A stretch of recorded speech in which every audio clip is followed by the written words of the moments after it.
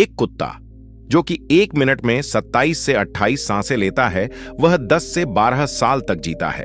वहीं पर एक इंसान 1 मिनट में 16 से 20 सांस लेता है और वह 80 से 100 साल तक जीता है। लेकिन एक कछुआ जो कि 1 मिनट में सिर्फ 5 से 6 बार सांसें लेता है, वह 500 से 600 सालों तक जीता है। इससे स्पष्ट है कि जिस जीव की सांसों की संख्या जितनी कम होती है, वह उतनी ही लंबी आयु तक जी सकता है। इसी चीज को समझकर हमारे पूर्वजों ने सांसों की संख्या को कम और उसकी गहराई को ज्यादा करने के विज्ञान पर काम करना शुरू कर दिया था, क्योंकि वह समझ गए थे कि इंसान को जीने के लिए साल या महीने नहीं, बल्कि एक निश्चित संख्या में सांसें मिलती हैं और सांसों के लेने की गति को कम करके उम्र को लंबा किया जा सकता है। लेकिन सांसों के धीमा और लंबा होने की यह गति प्राकृतिक रूप से होनी चाहिए। जब हम सांस लेते हैं तो वायु प्रत्यक्ष रूप से हमें 3-4 स्थानों पर ही महसूस होती है। कंठ, हृदय, फेफड़े और पेट मस्तिष्क में गई हुई वायु का हमें पता ही नहीं चलता। कान और आंख में गई हुई वायु का भी कम ही पता चलता है। श्वसन तंत्र से भीतर गई वायु अनेकों प्रकार से विभाजित हो जाती है, जो अलग अलग क्षेत्र में जाकर अपना अपना कार्य करके पुनः भिन्न रूप में बाहर निकल आती है। यह सब इतनी जल्दी होता है कि हमें इसका पता ही नहीं चल पाता। यदि हम जोर से गहरी सांस लेते हैं तो तेज प्रवाह के साथ शरीर के अंदर बैक्टीरिया नष्ट होने लगते हैं। कोशिकाओं की रोगों से लड़ने की क्षमता भी बढ़ जाती है। बोन मैरो में नए रक्त का निर्माण होने लगता है। आंतों में जमा मल विसर्जित होने लगता है। मस्तिष्क की जागरूकता लौट आती है, जिससे स्मरण शक्ति दुरुस्त हो जाती है। न्यूरॉन की सक्रियता से सोचने समझने की क्षमता पुनः जिंदा हो जाती है। फेफड़ों में भरी हवा से आत्मविश्वास वापस लौट आता है। आजकल अधिकतर लोगों की सांसें उखड़ी और बिखरी हुई रहती है। लोगों को यह पता ही नहीं चलता कि उनकी सांसें किस प्रकार चल रही हैं। जब क्रोध का भाव उठता है तो सांस बदल जाती है। वहीं पर काम वासना का भाव उठता है, तब भी सांस बदल जाती है। हमारे प्रत्येक भाव और विचार के साथ हमारी सांसें भी बदलती रहती है। इसके साथ हमारे खान पान और रहन सहन से भी यह बदलती रहती है। असल में हमारी सांसों का हमारे मन की स्थिति और हमारी शारीरिक अवस्था से सीधा संबंध होता है। पूरा योग विज्ञान ही सांसों को सही तरीके से लेने पर टिका हुआ है। तो अगर हम सिर्फ अपनी सांसों को सही तरीके से लेना सीख जाते हैं तो हमारा जीवन जादू की तरह बदल जाएगा। आज प्राचीन यौगिक कहानी के माध्यम से हम सांसों को सही तरीके से लेने का तरीका और सांसों के जादुई रहस्य के बारे में विस्तार से जानेंगे। बहुत समय पहले की बात है। एक आर्षि अपने आश्रम में छात्रों को योग, ध्यान और प्राणायाम की शिक्षाएं दिया करते थे। आर्षि खुद भी एक योगी थे। उन्होंने अपने कई वर्ष हिमालय की गुफा में साधना करते हुए बिताए थे, जहां पर उन्होंने बहुत से सूक्ष्म मानवीय आयाम को गहराई से समझा था। और अब वह अपने इसी अनुभव और ज्ञान को शिष्यों के माध्यम से जनसमूह तक पहुंचाना चाहते थे। एक दिन रात्रि के भोजन के पश्चात उनके आश्रम का सबसे बुद्धिमान और होनहार छात्र उनके पास आता है। छात्र के चेहरे को देखकर गुरु समझ गए कि उसके मन में कुछ प्रश्न उठ रहे हैं।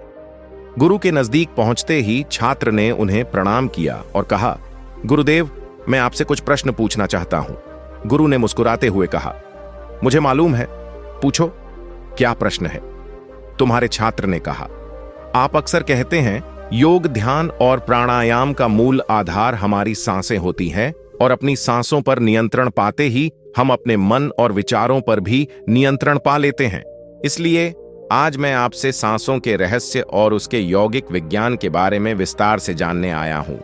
यह सुनकर गुरु ने एक हल्की मुस्कान दी और फिर कहना शुरू किया।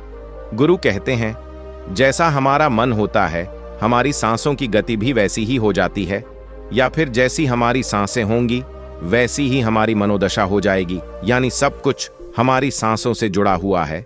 जो हमारे भीतर घटता है वह भी, और जो हमारे बाहर घटता है वह भी। जीवन में घटने वाली हर एक घटना हमारी सांसों से गहरा संबंध रखती है। मतलब कि अपनी सांसों की गति पर नियंत्रण करके अपने मन और विचारों पर नियंत्रण कर सकते हैं। अगर तुम किसी सच्चे योगी या साधक को ध्यान से देखो तो तुम्हें उसके चेहरे पर एक गजब का ठहराव दिखेगा। एक सच्चा योगी बुरी से बुरी परिस्थिति में भी खुद को स्थिर और शांत रख सकता है। एक योगी अपनी भावनाओं को नहीं दबाता, बल्कि वह अपनी सांसों पर नियंत्रण हासिल करता है और सांसों को नियंत्रित करते ही वह अपने मन पर भी नियंत्रण पा लेता है। जिस आदमी का मन उसके नियंत्रण में होता है, उसके पास उसकी सभी समस्याओं का समाधान होता है। गुरु ने छात्र की तरफ इशारा करते हुए कहा, तुमने कुछ योगियों के बारे में सुना होगा कि वह 1 से 200 या फिर 300 सालों तक भी जीवन जीते थे। तो आखिर वह इतने लंबे समय तक खुद को जी कैसे रख पाते थे? असल में उनका नियंत्रण अपनी सांसों पर होता था, जिसे प्राण ऊर्जा भी कहते हैं। ऊर्जा हमारे चारों तरफ है। इसे कितनी मात्रा में लेना और छोड़ना है, यह एक योगी अच्छी तरह से जानता है और वह इस काम पर बहुत हद तक महारत हासिल कर लेता है। इसीलिए वह इस प्राण ऊर्जा का उपयोग अपनी जरूरत के हिसाब से कर सकता है और खुद को दीर्घायु बना सकता है। अगर तुम अपने शरीर को स्वस्थ रखना चाहते हो, सामान्य से अधिक क्षमता चाहते हो, तेज बुद्धि चाहते हो, तो तुम्हें अपनी सांसों को समझना होगा, उन्हें नियंत्रित करना होगा और उन्हें नियंत्रित करते ही तुम्हारे जीवन में सब कुछ व्यवस्थित हो जाएगा। असल में डर, चिंता और परेशानी जैसी कोई चीज होती नहीं है, सिर्फ हमारे मन और भावनाओं की उपज है और हमारे मन में भावनाओं को केवल एक ही चीज नियंत्रित कर सकती है और वह है हमारी सांसें, हमारे अंदर का क्रोध, चिंता, जलन, अहंकार, बदला लेने की भावना, यह सभी हमारी सांसों के हिसाब से ही चलता है। अगर हमारी सांसों पर हमारा नियंत्रण हो तो यह सभी विकार हमारे नियंत्रण में होते हैं। सांस हमारे शरीर और हमारे मन के बीच पुल का काम करती है। अगर हमें अपने मन तक पहुंचना है और उसके विकारों को समझकर उनको दूर करना है, तो हमें अपने सांसों के पुल पर चलना होगा और हमें अपनी सांसों के जरिए अपने मन तक पहुंचना होगा, क्योंकि यही एकमात्र रास्ता है अपने मन को समझने का। अगर तुमने कभी किसी बच्चे को सोता हुआ देखा हो तो अनुभव किया होगा कि जब वह बच्चा सांस अंदर लेता है तो उसका पेट फूलता है और जब सांस छोड़ता है तो पेट पिचक जाता है। यानी बच्चा अपने पेट के नीचे नाभि से सांस लेता है, जो कि सांस लेने का सबसे प्राकृतिक और सही तरीका है। अपनी गहरी और लंबी सांस की वजह से बच्चे का मन उत्साहित और हल्का रहता है और उसका शरीर ज्यादा प्राकृतिक तरीके से काम करता है। तुमने देखा होगा, बच्चा अपने मन में किसी बात को ज्यादा लंबे समय तक नहीं रखता और ना ही वह किसी से ज्यादा लंबे समय तक गुस्सा रहता है।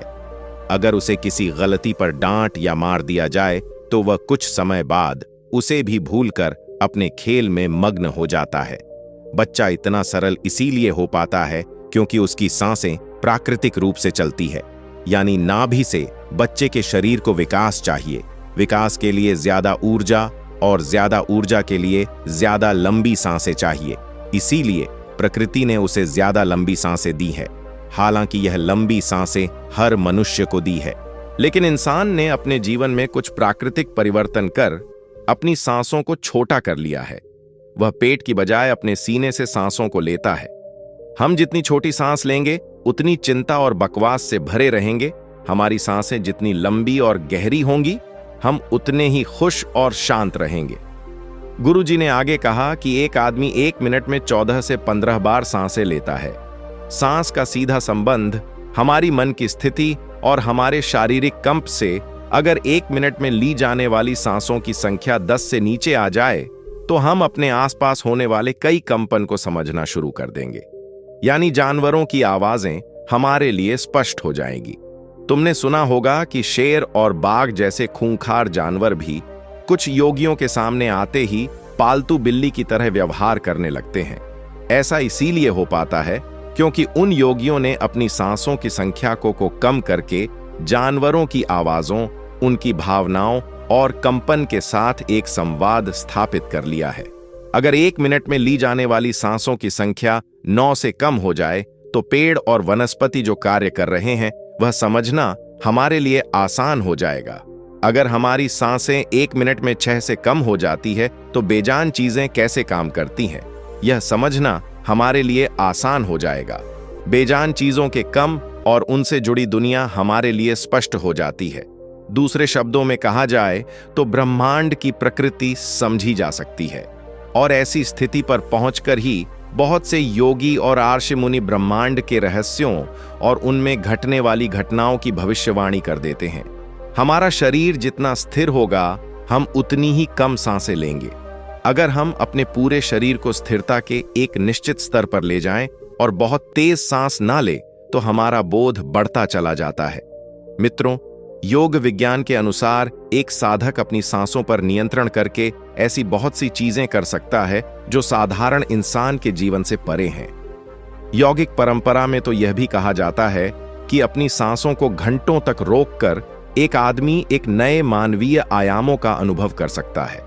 ऐसी बहुत सी बीमारियां जो जानलेवा हो सकती हैं या का कोई इलाज नहीं है, उन्हें केवल अपने मन और दिमाग पर नियंत्रण रखकर ठीक किया जा सकता है। अपनी सांसों पर नियंत्रण करके व्यक्ति एक ऐसी मानसिक स्थिति तक पहुंच सकता है जहां जीवन में आने वाले उतार चढ़ाव उसे परेशान नहीं कर सकेंगे। कुछ लोगों को यह सब बातें कहानी लग सकती है, क्योंकि आम तौर पर लोग ऐसा नहीं करते हैं, और कोई भी चीज जिस पर उन्हें 1970 में स्वामी रामा एक अमेरिकन रिसर्च लेबोरेटरी में गए, जब उन्होंने अपनी सांसों पर नियंत्रण करके अपने दिमाग और मन पर जब चाहे जितने समय के लिए अपनी सांस, ब्रेन वेव्स, हृदय की धड़कन और शरीर में बहने वाले खून को रोक दिया, तब लेबोरेटरी में मौजूद डॉक्टर्स ने स्वामी रामा के शरीर पर रिसर्च की और उन्हें मृत घोषित कर दिया। लेकिन इस अवस्था में भी स्वामी रामा सब कुछ महसूस कर सकते थे। यह देखकर वहां मौजूद रिसर्चर्स की टीम दंग रह गई थी। साथ ही स्वामी रामा अपने शरीर में अपनी मर्जी से ट्यूमर की ग्रोथ को घटा और बढ़ा भी सकते। रिसर्चर्स की जिस टीम को हिमालयन योगियों के सारे दावे अंधविश्वास और पाखंड से भरे लगते थे, वह अचानक से उन्हें इनर साइंस प्रतीत होने लगे थे। एक भीतरी विज्ञान जो साधारण मनुष्य की कल्पना से भी परे है। सांसों को ध्यानपूर्वक लेना, यह एक प्राचीन यौगिक टेक्निक है। एक योगी जब अपनी सांसों पर नियंत्रण हासिल कर लेता है, वह जब चाहे तब अपनी सांसों को रोक सकता है। स्वामी रामा के अनुसार अगर आप अपनी सांसों को समझ गए, तो आपके शरीर में होने वाली वो बीमारियां जिनका इलाज आज मेडिकल साइंस के पास भी नहीं है, सांसों के माध्यम से उन्हें भी ठीक किया जा सकता है। श्वास के गूढ़ रहस्यों को समझाने के लिए बाद में स्वामी रामा ने अपने कुछ साथियों के साथ मिलकर एक किताब लिखी है, जिसका नाम है साइंस ऑफ। वृथ गुरु ने आगे कहा, जब सांस विचलित होती है तो मन भी अस्थिर हो जाता है, लेकिन जब सांसें शांत होती हैं तो मन स्थिर हो जाता है और योगी दीर्घायु हो जाता है। इसीलिए हमें अपने स्वास्थ्य पर नियंत्रण करना सीखना चाहिए। गुरु ने शिष्य की आंखों में देखते हुए कहा, तुम्हें क्या लगता है, क्या तुम जितनी लंबी सांस अंदर लेते हो उतनी ही लंबी सांस बाहर भी निकालते हो? नहीं, सामान्य स्थिति में हम जो सांस अंदर लेते हैं उसकी लंबाई 10 अंगुल होती है और सांस बाहर निकालते समय इसकी लंबाई 12 अंगुल हो जाती है। यहां 1 अंगुल का मतलब 1 अंगुली मोटाई से है। हमारी रोजमर्रा की जिंदगी में कुछ काम ऐसे होते हैं जिन्हें करते समय जितनी लंबी सांस अंदर जाती है उससे कई गुना ज्यादा लंबी सांस बाहर निकल जाती है। भोजन करते समय बाहर निकलने वाली सांसों की लंबाई 16 से 17 अंगुल होती है। तेज चलते समय सांसों लंबाई 22 से 24 अंगुल हो जाती है। दौड़ते समय निकलने वाली सांसों की लंबाई 45 से 50 अंगुल तक पहुंच जाती है। संभोग करते समय 50 से 60 अंगुल तक पहुंच जाती है। सोते समय नींद में बाहर निकलने वाली सांसों की लंबाई 60 से 70 अंगुल तक पहुंच जाती है। इसलिए हमारे शास्त्रों में काम और क्रोध पर नियंत्रण रखने की बात कही गई है, क्योंकि यह हमारी प्राण शक्ति को क्षीण कर देती है। श्वास को इंसान की प्राण शक्ति भी कहा जाता है। जब 1-2 वर्षीय व्यक्ति से उसकी लंबी उम्र का राज्य पूछा गया तो उसने 2 ही चीजें बताई। पहला, नाभि तक भरकर पूरी सांस ले, और दूसरा, रीढ़ की हड्डी को हमेशा सीधा रखें। साधारण सी लगने वाली यह दोनों बातें योग और प्राणायाम की दृष्टि से बहुत महत्वपूर्ण है। असल में शरीर के अंदर जाने वाली सांस की लंबाई कम और बाहर निकलने वाली सांस की लंबाई ज्यादा होती है। यदि किसी तरीके से बाहर निकलने वाली प्राणवायु की लंबाई को कम कर दिया जाए तो लंबी उम्र को प्राप्त किया जा सकता है। स्वर शास्त्र के अनुसार यदि बाहर निकलने वाली प्राणवायु की लंबाई 1 अंगुल कम हो जाए तो व्यक्ति निष्काम हो जाता है, यानी उसके अंदर काम वासना खत्म होने लगती है। 2 अंगुल कम होने से आनंद की प्राप्ति होती है। 3 अंगुल कम होने से लेखन शक्ति बढ़ती है। 4 अंगुल कम होने से वाक सिद्धि प्राप्त हो जाती है। 5 अंगुल कम होने से आदमी को दूर दृष्टि प्राप्त होती है। 6 से 7 अंगुल कम होने से साधक के अंदर अति तीव्र गति से चलने की शक्ति आ जाती है, जिससे वह कुछ ही पलों में एक स्थान से दूसरे स्थान पर पहुंच सकता है। 8 अंगुल कम होने से साधक को 8 सिद्धियां प्राप्त हो जाती हैं।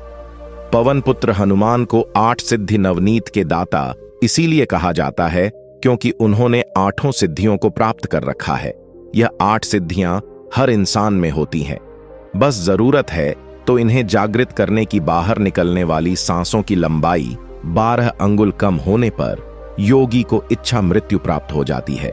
फिर वह जब चाहे तब तक खुद को जीवित रख सकता है।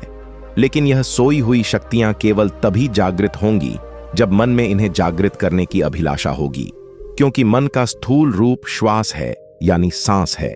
इसीलिए सबसे पहले सांसों पर नियंत्रण करना होता है, तभी मनुष्य को सारी शक्तियां प्राप्त होती हैं।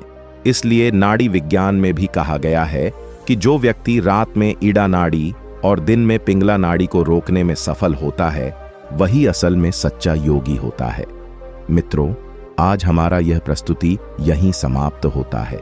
यह प्रस्तुति आपको कैसी लगी कमेंट्स में जरूर बताइएगा, और अगर आप हमारे चैनल पर नए हैं तो हमारा चैनल को सब्सक्राइब करना ना भूलिए। तो मिलते हैं अगली वीडियो में, तब तक अपना ख्याल रखें। धन्यवाद।